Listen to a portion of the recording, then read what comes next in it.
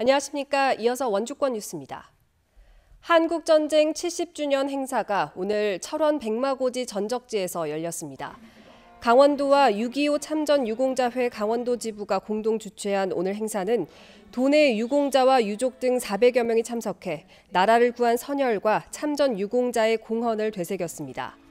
한반도 전쟁 종식과 평화를 염원하는 한반도 종전 기원문을 참전 노병과 유족, 학생이 함께 낭독하고 이를 트럼프 미 대통령과 김정은 북한 국무위원장, 구에테스 유엔 사무총장 등에게 우편으로 발송할 예정입니다. 코로나 확산 방지를 위해 올해 여름과 가을에 개최할 예정이던 평창 지역 축제가 잇따라 취소됐습니다. 평창구는 7월 말로 예정된 더위사냥축제와 9월에서 10월에 열리는 효성문화제, 농악축제, 백일홍축제를 모두 취소했습니다. 겨울에 열리는 대관령 눈꽃축제와 송어축제는 오는 10월에 개최 여부를 결정할 계획입니다. 원주시가 코로나 장기화로 경제적인 어려움을 겪는 개인 사업자의 지방세를 감면합니다. 감면 세목은 올해 6월부터 9월까지 부과되는 주민세와 자동차세, 재산세 등입니다. 소상공인에게 상반기 임대료를 인하한 착한 임대인에게도 재산세를 최대 50만 원까지 감면하며 감염병 지정 의료기관인 원주의료원과 세브란스 기독병원의 일부 주민세도 감면됩니다.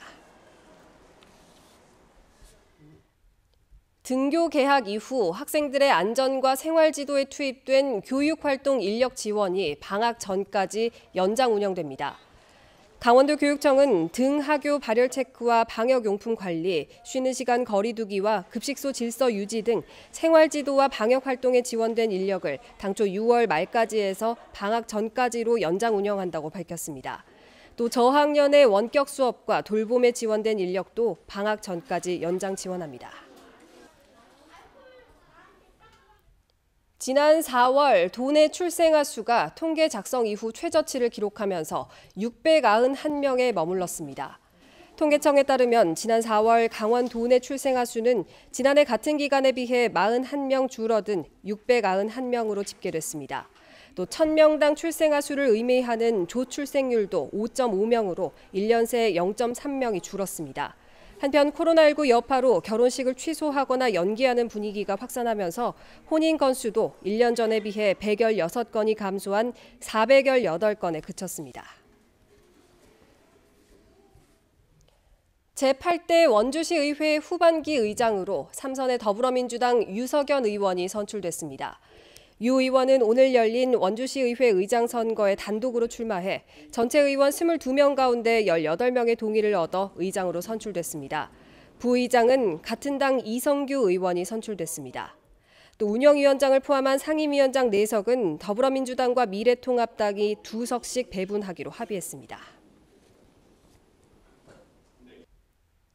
법정 문화도시 공모에 나선 영월군이 단종과 박물관을 주제로 한 문화도시 조성계획안을 마련했습니다.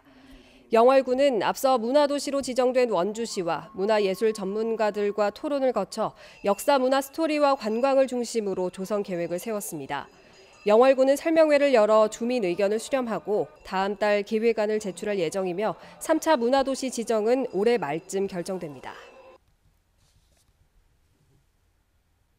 연세대 미래 캠퍼스의 갑작스런 시설 사용 거부로 무산 위기에 처했던 강원 진학박람회가 원주 치학체육관으로 변경돼 열립니다.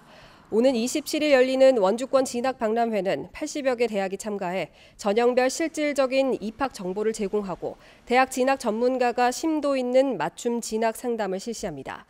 박람회는 코로나 방역을 위해 사전 신청자로 출입을 제한하고 대학 설명회와 대입 특강은 온라인으로 진행합니다.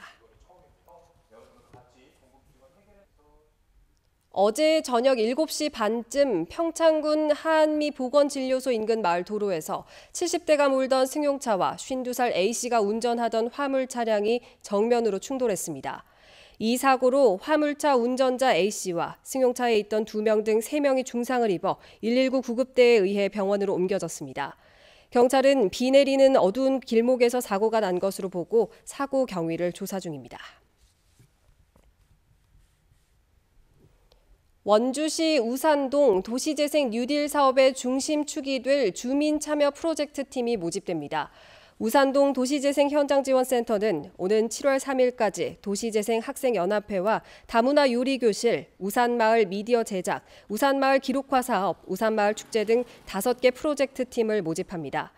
모집 대상은 우산동 주민과 상지대, 진광중 고등학교 학생으로 도시재생 아이디어 도출과 마을 백서 제작, 축제 운영 등을 진행하게 됩니다.